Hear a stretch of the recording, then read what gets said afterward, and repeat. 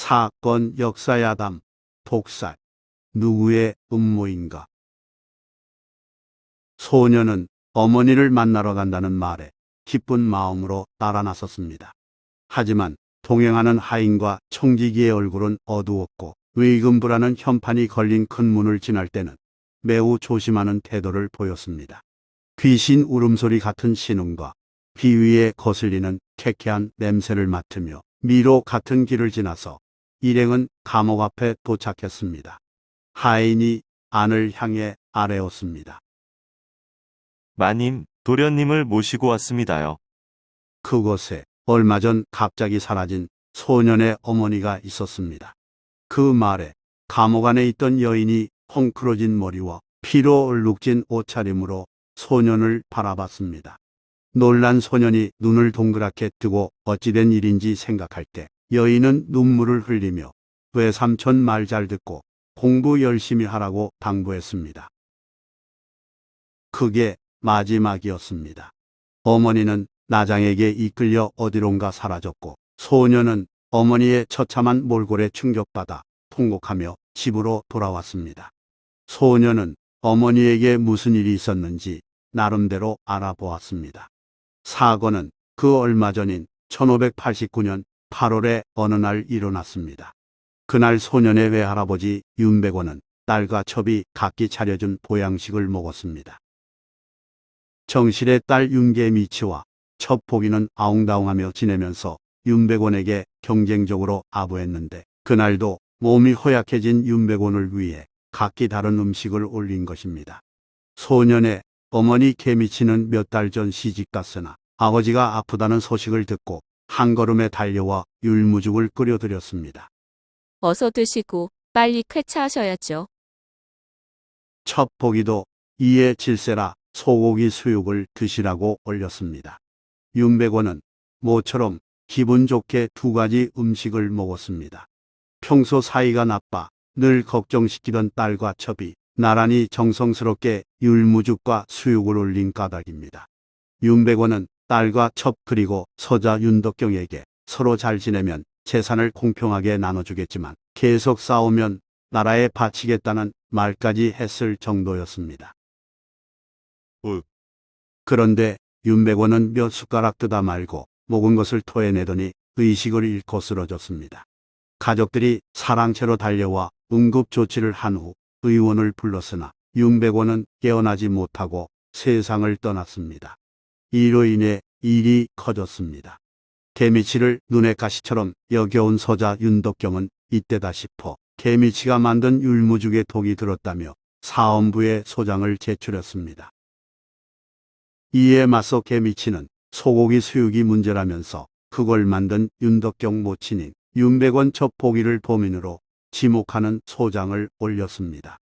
삼강오륜에 어긋난 강상제는 중대한 범죄였으므로 일이 커져 두 사람은 의금부에서 추국을 받았습니다. 개미치의 아들인 소년 이수는 그 와중에 어른들 손에 이끌려 옥중 어머니를 만나 한을 품게 됐습니다. 독극물 의심 상황에서 초범이 행해졌지만 은비녀를 비롯한 어떤 검사에서도 독살 흔적을 찾을 수 없었습니다.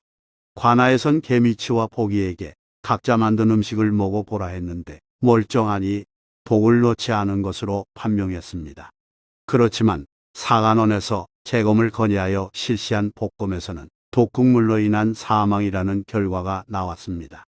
이제 누구의 소행인가로 초점이 맞춰졌습니다. 9월 18일 유력한 용의자 개미치가 신문을 받았습니다.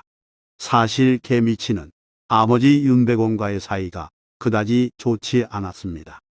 효의 공주의 딸인 어머니 김씨가 개미치를 낳고 출산 후유증으로 죽자 윤백원은 첩을 들여 아들 윤덕공과 윤덕경을 얻었습니다. 그 무렵 딸에 대한 재산 상속권이 인정됐으나 윤백원은 정실 부인이 남긴 재산을 독차지하면서 딸 개미치와의 관계가 나빠졌습니다. 이런 때 윤백원이 죽었으니 의심받을 만했습니다. 신문을 맡은 관리는 개미치가 아버지를 죽인 게 틀림없다고 목소리를 높이며 엄하게 신문했습니다. 딸이 아버지와 재산 다툼 벌인 일을 못마땅하게 여기며 개미치를 몰아붙였습니다. 그러다 10월 6일 신문 봤던 개미치가 모진매를 견디지 못하고 죽었습니다. 윤백원 첩보기도 신문 중에 죽으면서 사건은 일단락됐습니다. 3년 후 임진왜란이 터지면서 이후 7년 동안 조선 땅은 전쟁터로 변해 폐허가 됐습니다. 1597년 가까스로 전쟁이 끝나자 사람들은 아픔을 뒤로 한 채 힘겹게 새로운 삶을 시작했습니다. 누구 하나 뒤돌아보기 싫어하며 그저 눈앞만 바라보며 생존을 위해 고군분투했습니다. 그러나 청년이 된 이순은 그렇지 않았으니 그는 어머니 개미치의 누명을 벗기고자 나섰습니다. 1602년 10월 19일 이순은 13년 전에 벌어진 사건을 재조사해 달라는 상언을 올렸습니다. 상언은 백성이 임금에게 올리는 글을 이르는 말입니다. 이때 이순은 범죄 용의자로 윤백원의 서울 형제인 윤조원과 윤승원을 지목하면서 두 사람 중 윤조원이 배후에서 조카 윤덕경을 깨워 소장을 제출하도록 조종했다고 주장하며 새로운 사실을 밝혔습니다. 외할아버지께서는 어머니를 미워하셔서 음식을 드려도 의심하고 드시지 않았습니다. 그러므로 어머니가 드린 율무죽을 드시지 않았을 것입니다.